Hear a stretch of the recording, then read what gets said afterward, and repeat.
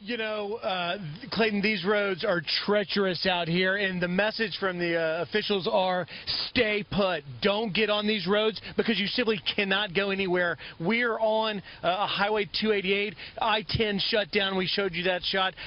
45 shut down. We're trying to get to the southeastern part of Houston, which is absolutely being besieged by flooding. That is where hundreds of rescues are going on.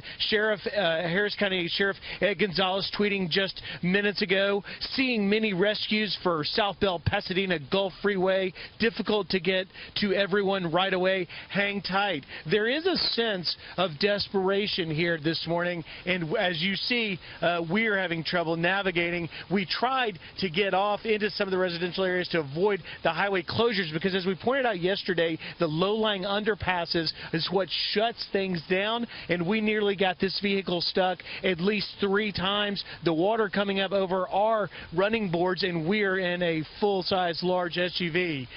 Right now, we're just sort of going by our GPS, and it's showing. I'm trying to bring that up for you. It just shows red everywhere. We're coming up now. We can see, Dave, if you can show us, it looks like another road closure. We're talking to some of the officers that are stopped on the road like this, one telling me that we're really not going to be able to go anywhere. We find ourselves in the same situation that residents are finding themselves trying to get off. We're having to get off on this exit. We're reading the signs here coming up on us. Freeway closed.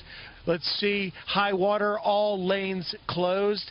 This city is becoming paralyzed, and the flash flood warning on my phone that just blew up moments ago before we got on the air here is telling us that this is going to last at least until 5 p.m. with forecasters saying we are in for several days of this. This Highway 288 looks literally like a river down here as we continue to work our way to the southeastern part of Houston. For any of our viewers that are in the southeastern part of Houston, you simply have to stay inside, and our emergency services that we're listening to on Twitter and talking to the police that we just talked to are saying that their guys are overwhelmed. They're absolutely trying to respond to everyone, and they simply can't do it. We're not sure where we are now other than just navigating ourselves to the southeastern part, guys. It's amazing, too. I'm seeing a lot of lights on in that region, too, and that's encouraging. What about cell communication? And I know we're out of time here, but just are people able to get contact with the emergency services? That's a great question. You know, so far the communication has been good, and in listening really to just the radio, AM radio guys that go around the clock, we hear that the power outages have not been severe, but that's yet. Will that change as this continues?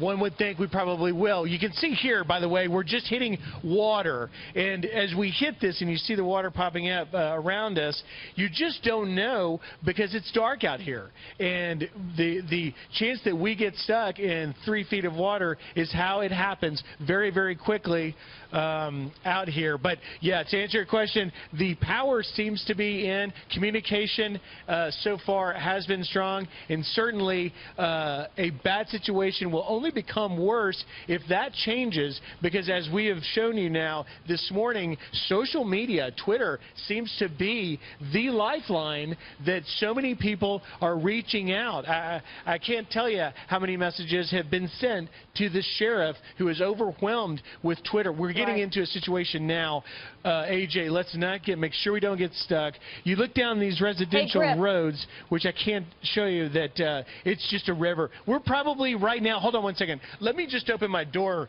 for a second to show our viewers the situation we are in. How deep is that water you're in right now? That water, this water right here, I'm just going to show you, this is the situation we are in right here.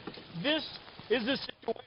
I am literally swimming right here in what this is. It's probably a few inches from our vehicle. I tell you what, we're going to back out of this situation right now before our vehicle becomes stranded. This is what is happening to emergency vehicles as well in the city. these are rescue vehicles that are designed specifically for this purpose. We're hearing about them getting stuck all over the southeastern part, Pasadena, Gulf Freeway area of Houston. And this is becoming a bad situation. Hey, Griff, Please be safe.